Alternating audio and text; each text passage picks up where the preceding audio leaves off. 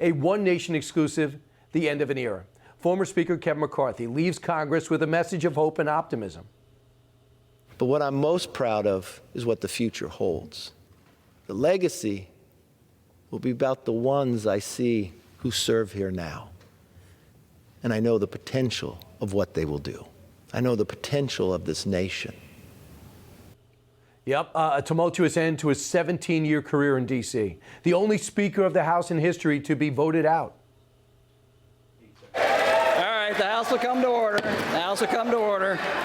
Still no Speaker in the House at this hour, but plenty of frustration. No kidding. Congressman Matt Gaetz leading the group of 8 Republicans who joined Democrats, historically voting him out as Speaker, all because of his ethics complaint about him from the following Congress. But before McCarthy ended his term early, I went to see him for his final interview as a sitting congressman. It's kind of his exit interview. We asked about his critics, like Gaetz, and what is next for him. But first, we start with reaction to the big stories impacting Americans in the 2024 presidential election, like the border, like Ukraine, and Hunter. Hunter Biden had a press conference on the Senate side and then packed up and went home.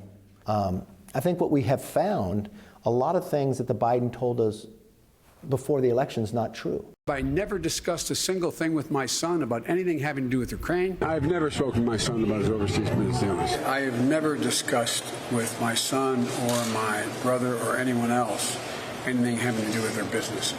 We now are finding that Vice President Biden used a pseudonym to email with his son about information in the work. We found that he went to Cafe Milano, and he said he never had any dealings, but Hunter Biden got a new Porsche and $3 million after then Vice President going down. He says MAGA world is trying to kill him because he would know it would hurt his father. Then just come forward and lay out the information. You know, what's really telling is you came all the way to the Capitol, but you wouldn't walk into the room. I don't think that will help him. And remember, what we're looking at, we're only following the information. Wherever the facts take us, this isn't impeachment. This is about getting the information. And everything that we went to find, all of a sudden we found all these LLCs. We haven't got any of the credit cards statements of what you used the money on. We now find from bank statements. We haven't got his bank statement or the president, but everything else we found that FBI had someone come forth to say that they allegedly had bribed the Biden family that they didn't do anything on. Now we found that there's money that has gone through here. So should they have been charged with bribery? I think the first and foremost is he should come and answer questions so you can answer that. I put forward a comprehensive plan the first day I came into office. I made it clear that we need Congress to make changes to fix what is a broken immigration system, because we all know it's broken. And I'm willing to do significantly more. But in terms of changes of policy and to provide resources that we need at the border, I'm ready to change policy as well. Republicans have to decide if they want a political issue, if they want a solution to the border. We want a solution. And what I have found now by trying to deal with him, the only solution is to remove him as president. Because there has been no new law passed. And compare the border now to the last administration. Just in the month of February this year, we caught more people on the terrorist watch list. Think about how you get on the terrorist watch list than we did in the entire last administration. We have more people coming across the border illegally. You've got the state of Massachusetts that doesn't have one Republican congressman who a governor declares a state of emergency over the southern border. You've got your mayor of New York, your governor of New York, who says the greatest threat to New York is what's happening on the border. The only change we had is a new president. It's his actions that is causing this. People in your party do not agree with you on Ukraine funding. They're not for the spending necessarily with Israel. They're not for the spending package without border reform, but in particular with Ukraine. This is about defeating Putin. And what the money is used for is actually to replenish the weapons we have provided to Ukraine. Has that been explained? I don't believe so. I mean, look, when you're the President of the United States, you should lay out the case to the American public. If we had taken certain action before, this war never would have happened. If we had provided and not limited certain weapons, the war would not have gone on as long. If you study history, the world looks like the 1930s. You have the axis of evil back together. Different countries, Iran, Russia, and China.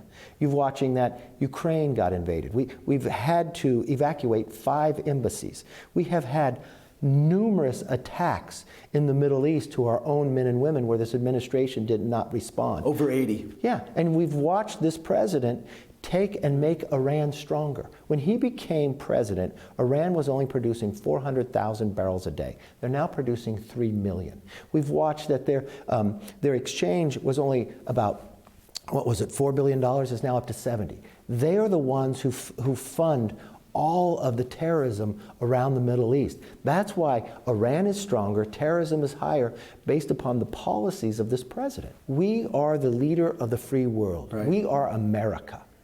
And this is the best we can do. This is what we decide. Look, I've worked with this president when he was vice president. I worked with this president as president. He is not the same person. He is not there in the aspect of 100%. Do you believe Trump's going to get the nomination? Oh, yes. Are you going to support him? Yes. And you're willing to serve in his administration? Yeah. I will help whether I'm in it or whether I'm out. I want the country to be successful. I tell the president all the time, it's about rebuilding, restoring, and renewing this country. And those are the things I focus on. And the other R of retribution, where do you stand on that? Retribution, revenge, no. It's pathetic. I think it's sad, but I also think history is going to show that Kevin's unwillingness to do the right thing, and sort of each time that decision came, did real damage. What's your reaction to Liz Cheney, who was also part of leadership here?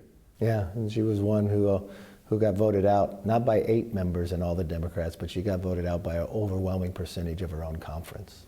I'll leave it with that. Are you concerned that your seat could flip? Not at all.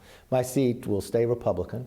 The timing in which I leave is based upon to make sure we have the people here, because you have a Democrat leaving in February. If I was to serve any time in the next year, Gavin Newsom, the governor, could keep the seat open the whole time. Now it'll get filled rather quickly, and that's a better place for the conference. Matt Gaetz says your unwillingness to stay and vote, and even for the most basic Republican priorities, may imperil your ability to get the job done. He also accused you of quitting, of abject selfishness, because you're no longer in charge. Gaetz is never a serious person. I mean, when you think about what has transpired, and you talk about someone being selfish, this is all about an ethics complaint that he had at Congress before, that he looked at just himself, that he doesn't want it to come forward for America to know. But it's going to come forward. Yeah, it's more serious than Santos. So, I mean, look, history will judge him, and history will judge all of us. The House will come to order. The House will come to order. Still no speaker in the House at this hour, but plenty of frustration. You mentioned that when your mom was watching all those votes, the 15 rounds to get your house, how tough was it? And how she worried when it looked like those 8 were going to stand up and throw you out. How tough has it been on them? It's always tough. Your loved ones, it hurts more than yourself. But look, I give as good as I get. The 15 rounds, I think they'll see, I'm Irish and Italian. I like a good fight. But then they took down Steve Scalise. They took down Jim Jordan. They took down Tom Emmer. I mean, these are the best players on the field. But this is your party. Yeah. But the challenge is, it was 8 people and every single Democrat. 8 Republicans joined the Democrats to create this mess. That's part of things that people have to look at to be able to change. Do you believe Congress should be going home? No. You should get the appropriation bills done.